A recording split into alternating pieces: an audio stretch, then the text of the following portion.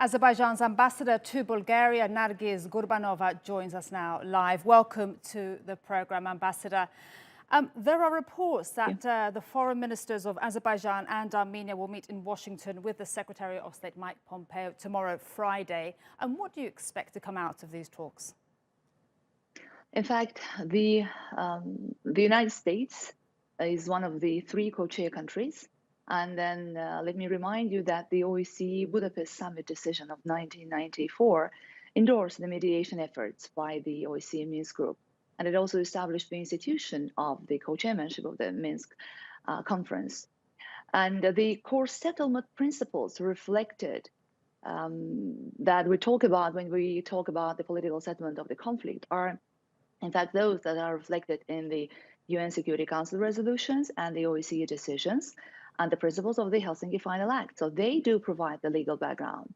And unfortunately, the recent warmongering rhetoric of the Armenian Prime Minister and the position of the Republic of Armenia at the negotiation table leave no prospects for a peaceful and political settlement of this conflict. So that is exactly what we're expecting from the United States as a co-chair country to address the irresponsible position of Armenia.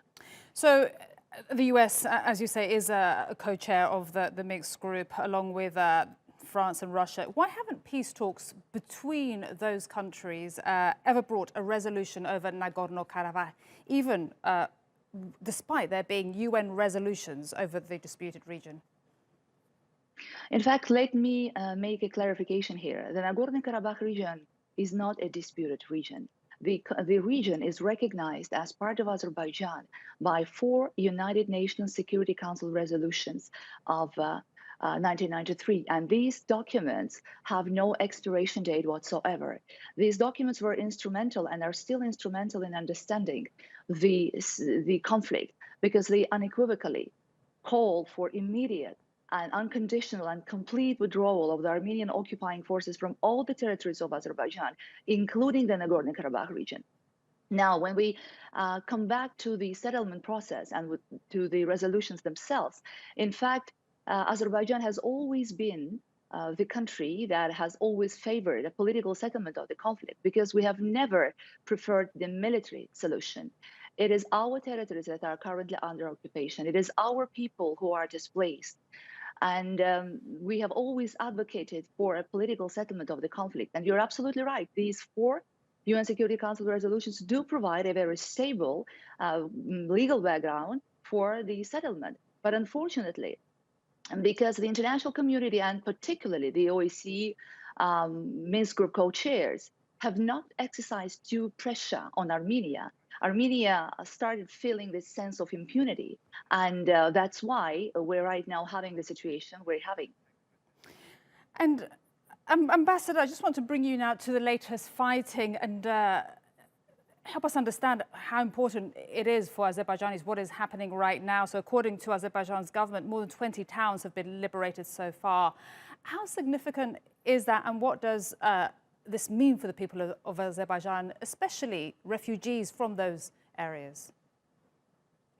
Let me distinguish between 2 notions here. Refugees are those Azerbaijanis who were expelled from the Republic of Armenia in 1988. Internally displaced persons are those who had to flee for their lives from the other territories of Azerbaijan, the Nagorno-Karabakh region and 7 other districts that are occupied by Armenia. When we talk about the internally displaced persons, let me share with you one story of Fitat Khanum. She's an internally displaced person from the region of Jebrail. And when she had to flee for her life in 1993 and leave her house, she took the keys from that house with her.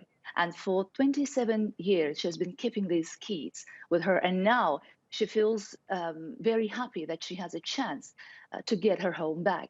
And I can share thousands of stories like that. People have been longing for the opportunity to get back to their places of origin, to live in dignity, to live in security. And they're very happy that the actions, the counter-actions of the Azerbaijani army have led to the long-awaited opportunity for them to get back to the places where their ancestors used to live for centuries. Thank you so much. Azerbaijan's ambassador to Bulgaria, Nargiz Gurbanova, for speaking to us on the News Hour. Appreciate your time.